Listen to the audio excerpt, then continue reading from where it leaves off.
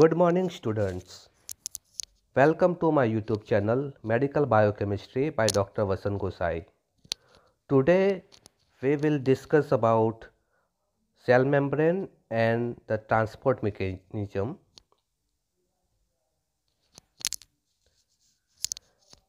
Now, in last lecture we have discussed about the cell organelles, and in which we have discussed about cell membrane. Now today we will discuss deeply about the cell membrane. Cell membrane is a selectively permeable lipid bilayer which is found in all the cells, okay, and it is also called as plasma membrane or phospholipid bilayer. It separates the cell from the external environment, and the membranes are mainly made up of lipids, proteins and small amount of the carbohydrates. The contents of these compounds vary according to the nature of the membrane, and carbohydrates are present as a glycoproteins and glycolipids, and phospholipids are the most common lipids present, and they are amphipathic in the nature. Okay. Cell membranes are primarily made of phospholipids, which are large lipid molecules, similar to triglycerides. Like triglycerides, they contain glycerol and fatty acids, but they differ from triglycerides in that they have a phosphate group, rather than a fatty acid, attached to the third carbon of glycerol. The phosphate head of the molecule is hydrophilic, or water-loving. This means that it interacts well with water. The fatty acid tails, however, are hydrophobic, or water-hating, and do not interact well with water. Because of these unique properties, when placed in a liquid environment, phospholipids tend to arrange themselves into a phospholipid bilayer, so that only the hydrophilic heads interact with a watery environment, and the hydrophobic tails crowd inward, away from the water. The plasma membrane of a cell also contains other molecules that aid in its function. There are a number of different proteins embedded in a membrane, and they serve a variety of functions. Some are involved in the transport of substances across the membrane, while others help in cell-to-cell communication. Short chains of sugars are attached to the outer surface of some of these proteins, forming glycoproteins, which serve as recognition signals to other cells. Cholesterol is present in the membrane as well. Cholesterol lends support to the membrane and regulates fluidity, giving the membrane the general consistency of olive oil. The phospholipids, proteins, glycoproteins, and cholesterol are all present in the membrane as a flexible pattern, commonly referred to as the fluid mosaic model. Together, these components of the cell membrane allow the cell to interact with its external environment. Here you can see this is a small part or portion of the cell membrane. Here you can see the phospholipid, okay, head. This is the fatty acid tails. It is the hydrophilic in nature, and this is the hydrophobic in nature. This yellow portion you can see, they are the cholesterol. These are the integral proteins, or called as the carrier proteins, or called aquaporins.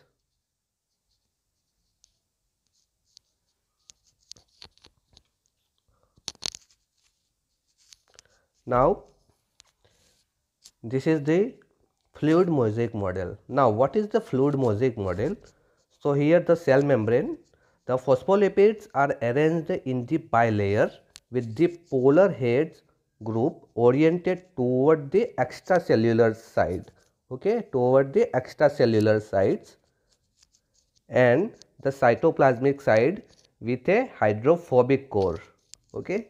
The distribution of the phospholipid is such that the choline containing phospholipids are mainly in the external layer, and ethanolamine and serine containing phospholipids in the inner layer, and the lipid bilayer shows the free lateral movement of its compounds, and hence the membrane is said to be fluid in the nature. It's very flexible in the nature. Okay, so here the components do not freely move from inner to outer layer. Okay, membrane यहाँ पे एकदम flexible है, ठीक है। तो cell membrane है वो flexible है, लेकिन वो कंपाउंड्स के लिए इतनी फ्रीली मूवेबल नहीं है कि जिससे जो कंपोनेंट जो होते हैं वो इजीली इनर और आउटर साइड वो जा सके, ठीक है, और आउटर टू इनर लेयर में जा सके। So the arrangement of the hydrophilic and hydrophobic heads of the lipid bilayer is prevent the polar solutes. Polar solutes means like amino acids, nucleic acids, carbohydrates, proteins and ions. Okay, it's prevent the polar solutes from diffusing across the membrane, but generally it allows for the passive diffusion of the hydrophobic molecules. Now what is the passive diffusion? Passive and active. So in passive diffusion or in passive transport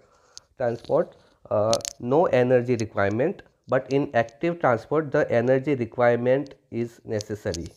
Okay, and in passive diffusion the solute moves from higher gradient to or higher concentration to the lower concentration, and this affords this cell the ability to control the movement of these substances via the transmembrane proteins complex such as the pores and the gates. Membrane serves diverse functions in the eukaryotic cells. One important role is to regulate the movement of the materials into and out of the cells. The phospholipid bilayer structure, fluid mosaic model, with specific membrane proteins accounts for the selective permeability of the membrane and passive and active transfer mechanism.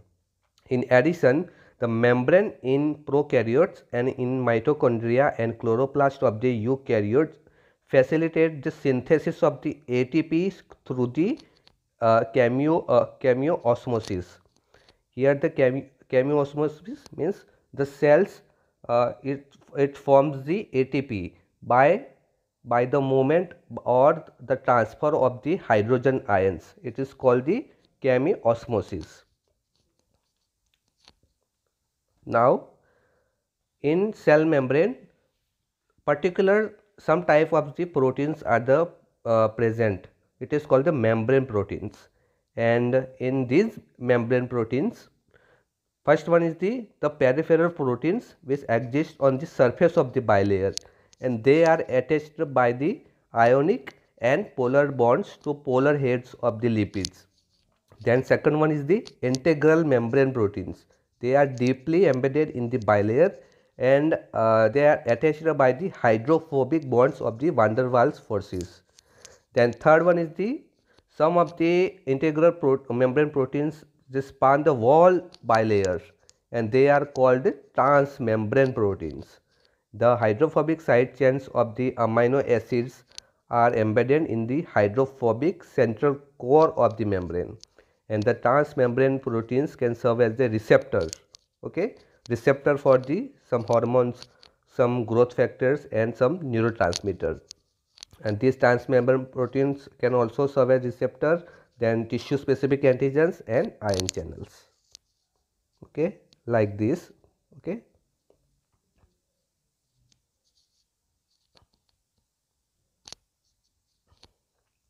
now we will see about cell transport mechanism. Here the permeability of the substances across the cell membrane is dependent on their solubility in lipids, not on their molecular size. Okay, it's depend on their solubility.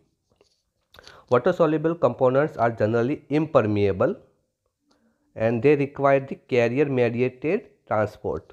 Okay, an important function of the membrane is to withhold the unwanted molecules while permitting the entry of the molecules necessary for the cellular metabolisms.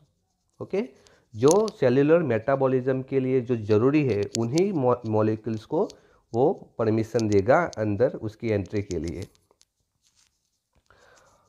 अब यहाँ पे transport mechanism के main, ठीक है, दो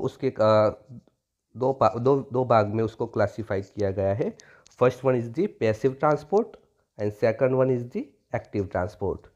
passive transport के अंदर उसको 3 भाग में डिवाइड किया है। उसमें एक है simple diffusion, then facilitated diffusion and third one is the ion channels. Now what is the simple diffusions? तो सेल्स के अंदर जो सॉल्यूट्स होते हैं and some gases, they enter into the cells passively. They are driven by the concentration gradient. Okay, they concentration gradient के according उनका diffusion होता है, उनका ट्रांसपोर्ट होता है, ठीक है। The rate of entry is proportional to the solubility of that solute in the hydrophobic core of the membrane. The simple diffusion occurs from here higher to the lower concentration, ठीक है। इस तरीके से उसका सिंपल डिफ्यूजन होगा and this does not require any energy, ठीक है, from higher concentration to lower concentration, ठीक है। इस तरह जो सॉल्यूट्स और जो गैसेस है उनका ट्रांसपोर्ट होगा, ठीक है।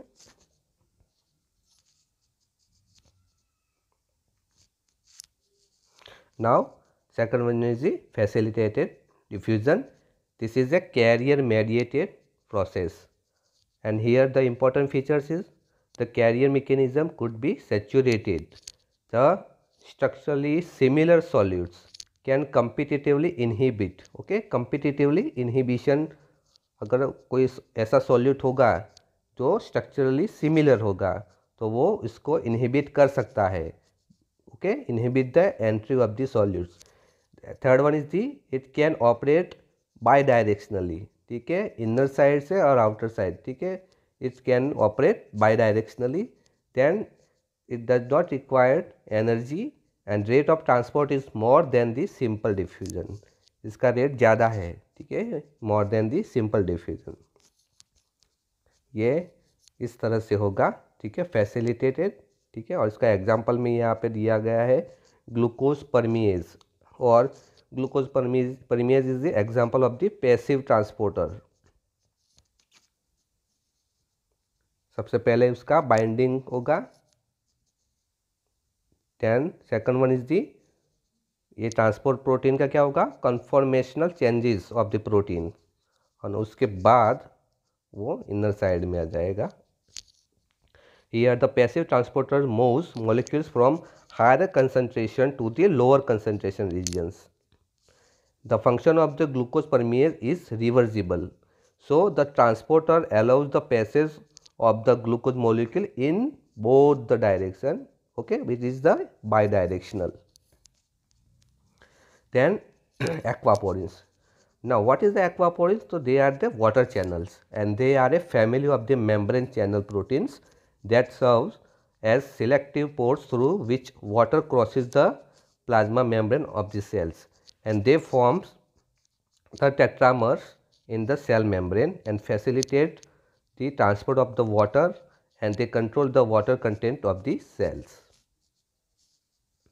Now the important second most is a active transport mechanism, and it required the energy, and it is the unidirectional, okay, not the bidirectional. It required the specialized integral proteins, and they are called as a transporter, okay, or transport protein. The transport system is saturated at higher concentration of the solutes. The transporter are susceptible inhibition by specific organic or inorganic compounds, and its examples, active transport example, sodium pump and calcium pump. Okay, this is the, okay, sodium potassium, okay, ATPase pump, and it is the example of the active transport. Here in active transporter can move solute from areas of the lower concentration to the higher concentration, areas of the higher concentration against the equilibrium, but must consume the ATPs to achieve this result. Here the sodium potassium ATPase pump is present in essentially all the cells and is found in particularly high concentration in the membrane of the nerve cells. So this is the example of the active transport. Okay. Now second is the ligand gated channels. Ligand gated channels are the opened by binding of the effectors. The binding of a ligand to a receptor site on the channels result in opening of the channel, and ligand may be an extracellular signaling molecule or an intracellular messenger. ये दोनों में से कोई भी हो सकता है. यहाँ पे उसका एग्जाम्पल में दिया है एसिटाइल कोलाइन रिसेप्टर, और acetyl कोलाइन receptor it is the best example of the ligand gated ion channels and it is present in postsynaptic membrane. Acetylcholine receptor, they are present in the postsynaptic membrane. Here at the postsynaptic membrane, this is the synapse and this is the presynaptic nerve or presynaptic membrane. Here acetylcholine receptor, it is a complex of the 5 subunits consisting of acetylcholine binding site and ion channel. Acetylcholine from the presynaptic regions binds with the receptor on the postsynaptic region, which triggers the opening of the channel and influx of the sodium. Okay, this is the acetylcholine containing the vesicles. This generate an action potential in the postsynaptic nerve. ये क्या करेगा, ठीक है, तो एक action potential is generate the action potential in the postsynaptic nerve and the channel opens only for a millisecond because enzyme है, क्या नाम है, एसिटाइलकोलाइन एस्टरेज, वो उसको एसिटाइलकोलाइन जो रिलीज होगा उसको रैपिडली डिग्रेड कर देगा. ठीक है, तो ये चैनल कुछ मिलीसेकंड के लिए ही ओपन रहेगी.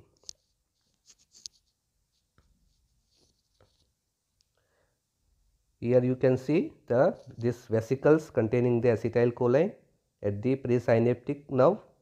This is the synaptic portion and this is the postsynaptic portion. Acetylcholine binds the acetylcholine receptor and causes them to allow the rapid passage of the sodium and potassium across the membrane.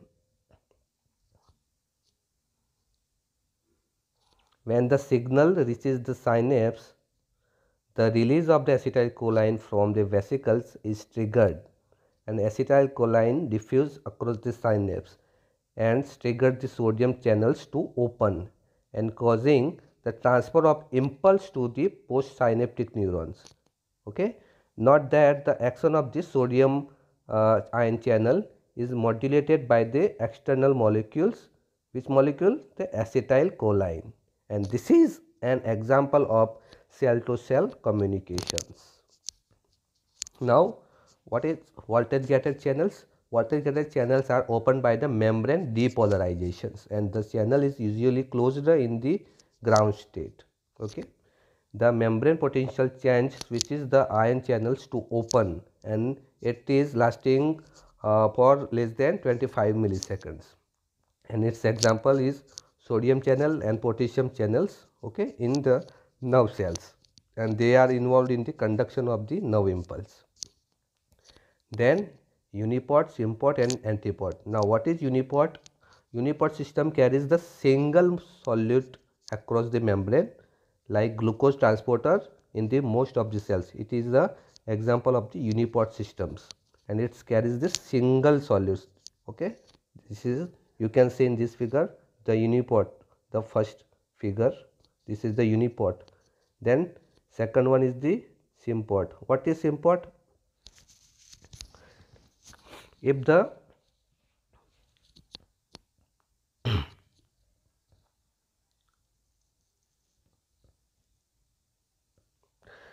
transfer of the one molecule depends on the simultaneous or sequential transport of the another molecule, it is called a co-transport system, and the active transport may be coupled with the energy indirectly.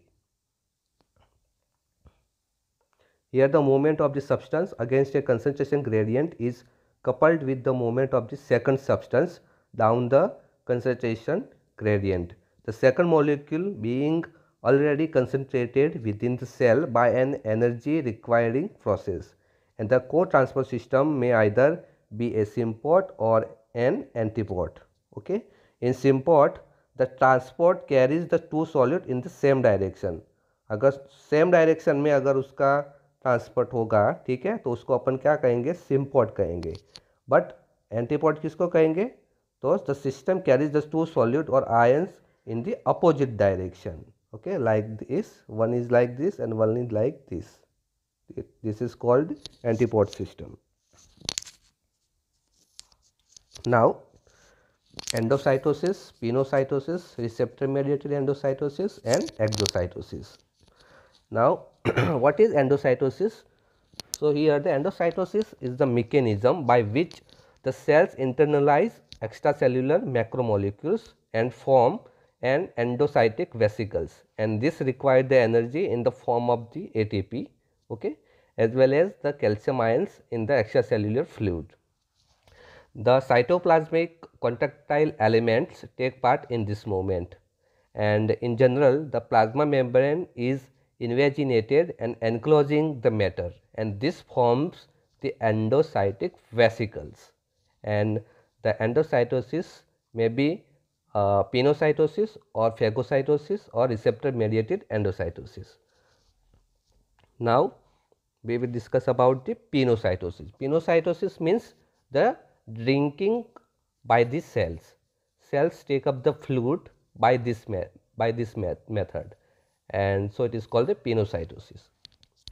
Now receptor mediated endocytosis. Here the selective or absorptive pinocytosis is receptor mediated, also called the absorptive pinocytosis. Here the low density lipoprotein or LDL is a good example of the receptor mediated endocytosis. Here the LDL binds to the LDL receptor, okay, and this complex is later internalized. The cytoplasmic side of these vesicles are coated with the filaments, okay, and these filaments, they are called clathrin, and they are called clathrin coated pits.